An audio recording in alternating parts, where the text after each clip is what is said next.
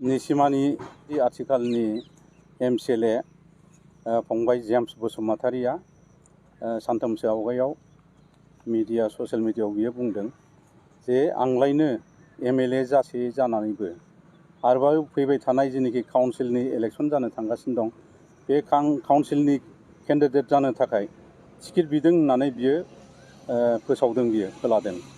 किन्तु बेखौ बियो बे बेलायाव आं बिथांखौ बुंनो लुबैयो आरो मिथिहोनो लुबैयो, जोंनि इउपिपि दोलोआव बेबायदि टिकेट बिनाय बा बिनानै होनाय बेबायदि सिस्टेमा जोंनाव गैया।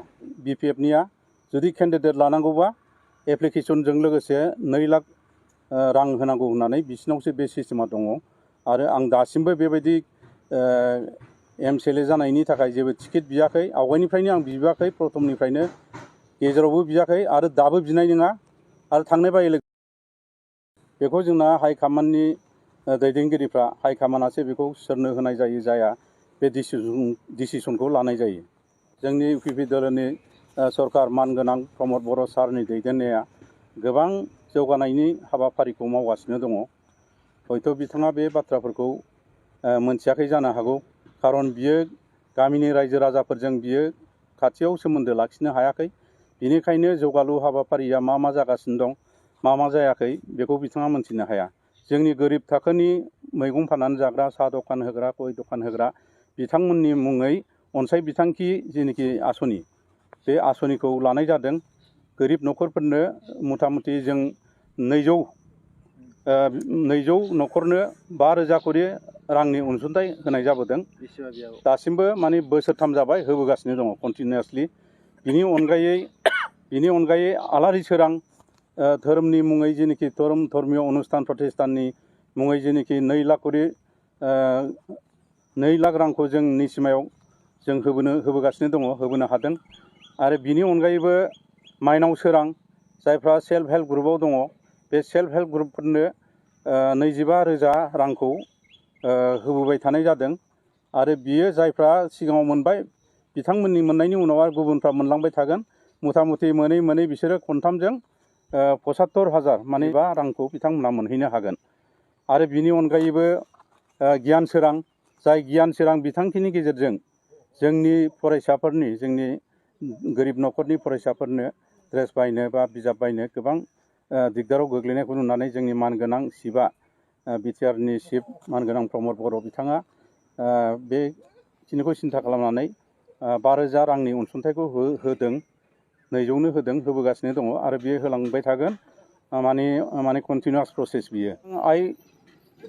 अनसाय बिथांखि जाय बिमाया माने गर्भबती, गोरिब न'खरनि बिथांमोना फिथाइ सामथाइ बायनानै जानो हाया, मुलि बायनानै जानो हाया, बिथांमोननो माने 1,000 करि 10 दाननि थाखाय बिथांमोननो होनाय जादों। आरो बिनि अनगायैबो रग निर्मुल, जायफ्रा बेमारि जादों, बेमार जानानै गोग्लैसोनानै दङ, बिथांमोना डाक्टारनि खाथियाव थांनो हायाखै, बिथांमोना मुलि बायनानै जानो हायाखै, बिथांमोनखौ हेफाजाब खालामनो थाखाय बिटिआर गभर्नमेन्टआ 5,000 करि रांनि अनसुंथाइ होनाय जादों।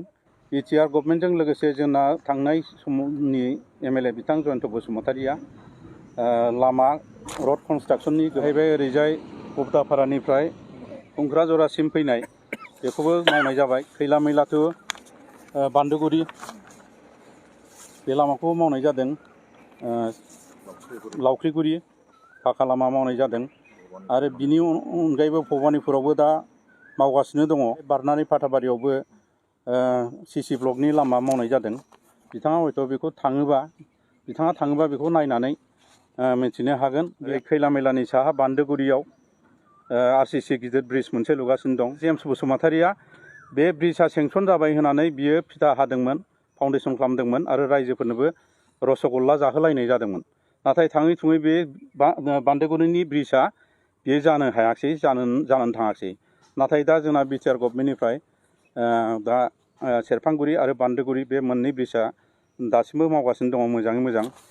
हिसाब गैयै माखासे कालभारफोरखौ खना खनला जायगायाव मावगासिनो दङ। खैला मैला हाइ स्कुलनि आमगुरि हायार सेकेन्डारि, नांगलफाङा नवोदय स्कुल बेफ्रावबो एडिसनेल रुम होनाय जादों। कनस्ट्राक्सन अलरेडि जाबाय। जोंना अंगनाबादि, मडेल अंगनाबादिखौ जोंनि थांनाय समनि MLA मानगोनां जयन्त बसुमतारिया गोबांथार बियो लुफुंनानै थांबाय। तुलसिजरानिफ्राय आरम्भ खालामनानै प्रटेक्सन होदों, तुलसरायावबो प्रटेक्सन होदों, वेस्ट कलियागाव बहायबो प्रटेक्सन होदों, कलियागाव प्रटेक्सन होदों, एलेंमारियाव बहाय जिअ बेग जाबनाय जादों, बालागारियाव बल्डार प्रटेक्सन, बल्डार माने बल्डार फिक्सिं प्रटेक्सन जादों, साउथ गान्दाबिल बहायबो प्रटेक्सन जाबाय, बिटिनि मानिकफोरावबो अलरेडि प्रटेक्सन खालामबाय, जोबोद मोजां जादों बियो। ससिपुर मालिबिथायावबो बान प्रटेक्सन जादों बल्डारजों, खालामाथियाव प्रटेक्सन जादों, मावरि हाजोआवबो दा प्रटेक्सन अलरेडि जाबाय, नांगोलफाङायावबो बियो होनदों नांगोलफाङा मादारपुर एरियायाव भबानिपुराव माने प्रटेक्सन खालामाखै होनदों, भबानिपुरावबो खालामदों आरो मादारपुराव आवगायावबो खालामदों, नै दाखालि थांनाय दैबानायावबो बहायबो फरकफाइन मादारपुराव हैनाय जादों जेसेबां नांगौ बेखौ खैराबारि आरो नांगोलफाङा बहाय बेखौ बे बुंबाबो रायजोफ्रा मानिनो हाया। मानो होननानै बुङोब्ला रायजोफ्रा जे समाव जि बिदों बेखौनो जोंनि गभर्नमेन्टआ दैथायहरदों आरो जोबोद मोजाङै खामानिखौ मावनानै होदों।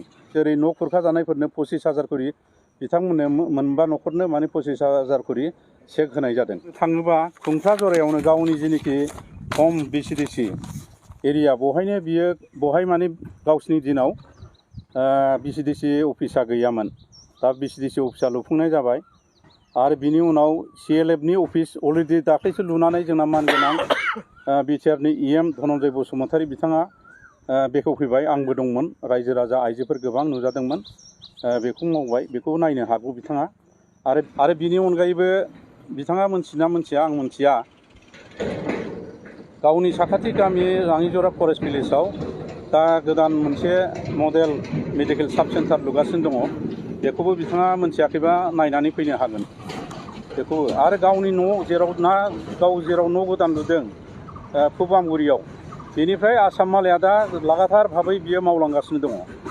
आसाम मालाया बिटिआरनि जेनोखि केयाराव बिटिआरनि सायख'नायनि गेजेरजों बे लामाया सेलेक्सन जादों आरो दा दिनैसिमबो बे खामानिया मोजाङैनो मोजां मावलांगासिनो दङ, बेखौ गावनि मेगनजोंनो बियो नुनो हायो। जाहैबाय माने जिहेतु दा एक्जिस्टिं साफागुरि टु बियो मालिबिथासिम मावगासिनो दङ। दा मालिबिथानिफ्राय देवस्रि टु ओरै निज्लागुरि टु ओरैजाय तुक्राझार टु आइपुवालिसिम बारनानै मावफार टु औगुरि टु डाइरेक्ट बियो नांगोलफाङा, बेयाव ब्रिज जागोन, गिदिर मोनसे ब्रिज जागोन, बेखौ बारनानै आमगुरि मोनगोन, आमगुरि मोननानै आमगुरिनि सेराव आरो दहाय आवगायाव जे आं बुंदोंमोन बिथांमोना फ्लेग गायदोंमोन सेंसन जाबाय होननानै खानामाख्रा ब्रिज, बे खानामाख्रायाबो ब्रिज जानो थांगासिनो दङ। बे ब्रिज जानानै आरो बे लामाया आप टु फुब आमगुरिसिम जेनिफ्राय दा आसाम मालाया मावगासिनो दं, बे आसाम मालायाव बियो जोबथाहैगोन। फाथाबारि टु ओरै आमथेखा फैनाय मोनसे लांखार दै दं, बे लांखार दैखौबो दलां होनो थाखाय जोंना मानगोनां बिटिआरनि चिफ प्रमद बर' बिथाङा अलरेडि माने काउन्सिलाव एप्रुभ खालामनानै आसाम गभर्नमेन्टनो दैथायहरबाय आरो आसाम गभर्नमेन्टआ बेखौ दिल्लीयाव दैथायहरबाय। दा नंखायनो जोंहा बे दलाङाबो जागोन होननानै जों थिनानै लानो हायो। ओरै माने नांगोलफाङायाव मोनसे चिफ सारा मार्केट सेट 1 कौटिनि मार्केट सेट गायसनखाबाय आरो बावैसोनि उनावनो बेखौ टेन्डार होनानै माने लुनायनि जेनोखि प्रसेस, बे प्रसेसखौ आरम्भ खालामसिगोन। आंनाव माबायदि रायजो राजाफोर फैयो, रायजो राजाफोरखौ माबायदि अनसुंथाइ हरा, हेफाजाब बोरै खालामा, बेमारिफोरखौ बोरै हेफाजाब खालामो, गोरिबफोरखौ बोरै हेफाजाब खालामो, बायदिसिना लोमजानाय साजानाय हस्पिटालाइज जानायफोरखौ बोरै मदद खालामो, बेफोर जिनिसखौ नोङो आंनि खाथियाव थायोबा नुबाय थागोन। निसिमायावनो गावनि बे खुंख्राजरा BCDCनि सिङाव थानाय गावनि गामिजों नांजाबनाय जेनोखि राङिजरा फरेस्ट भिलेज, नाथाय गाव जेलानाखि 2005 सनाव 2005 सनाव जेलानाखि MCLA जादोंमोन, गाव MCLA थाबाय थानाय समावनो बेखौ माबाया वाइल्ड लाइफआव सोसननानै दोनदों आरोखि। दाख्लैसो एसे आवगायाव माने बाउन्डारि होनो फैनायावसो मोनथिनो मोनबाय जे बे राङिजरा फरेस्ट भिलेजखौ वाइल्ड लाइफआव सोसनबाय होननानै। बेखौ मोनथिनाय लोगो लोगो रायजोफ्रा जोबोद दुखु मोनदों, गाबदों, उन्दुनो हायाखै। बिथांमोना जानाय लोंनाय जेबो खहाबनाय गैयामोन आरो बियो आंखौ लोगो हमनानै बिनि सायाव रायलायदों। लोगोसे जोंनि मानगोनां बिटिआरनि EM रन्जित बसुमतारी बिथांजोंबो रायलायदों।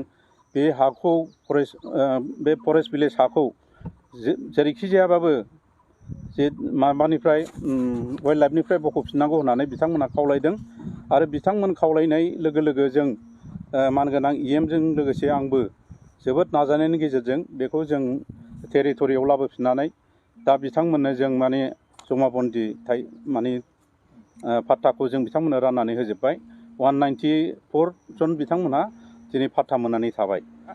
दा खयला मैला ओमफ्राय आमटेका मालिबिटा आनन्द बिथिनि बे एफआरनि गेजेराव दा माने जायफ्रा माने बनाफाइड फरेस्ट डिलार एक्टनि गेजेरजों जिनोखि हा मोननांगौ टाइटेल मोननांगौ बेखिनि मोननांगौ खामानिया STLCआव अलरेडि माने बेयो पास जाबाय। 1 मासनि गेजेरावनो बिथांमोना हानि टाइटेलखौ मोनजोबनो हासिगोन। ओरै भबानिपुरनिफ्राय लानानै थुलसुरानिफ्राय लानानै ओजों खयलियागावनिफ्राय लानानै ओजों खयला मैला मानिकपुर गोबां जायगायाव माने रेभिनिउ एरियायावबो हा पाट्टा होनायनि जोंना अलरेडि STLCआ माने पास खालामनानै हरबाय। दा होजोंनिफ्राय एप्रुभेल मोनबानो बिथांमोना सार्टिफिकेटखौ मोननो हासिगोन। जुदि डेभेलपमेन्टनि खोथाखौ बिथाङा जुदि गोबाङै मोजाङै मोनथिनो लुबैदोंबा खुला भाबै आं बे फंबाय जेम्स बसुमतारिखौ खावलायदों बिथाङा जाहाथे जोंनि निसिमा ब्लक कमिटि अफिसाव फैनानै गासिबो डेभेलपमेन्टनि जेनोखि तथ्य बेखौ बिथाङा लांफैनो हागोन। खालामाथिनि जेनोखि दैसुम बान्ध बेखौ अलरेडि थेनो थाखाय इस्टिमेट खालामजोबखाबाय, गासिबो प्लेनिङा जाजोबखाबाय। बेखौ नेबाय थाबानो जाबाय, मोजाङै नेबाय थाबानो जाबाय। बियो माने बावैसोनो थेफुंनायनि हाबाफारिया जागायसिनगोन। नोंथाङाबो थांनो हागोन, बबेबाफोर माबाफोर साजेसन होनांगौ दंबा ओरैसो जानांगौ हरैसो जानांगौ बायदिसिना जुदि माने एडभाइस होनांगौ दंबा स्टार्ट खालामबा नायबानो जाबाय।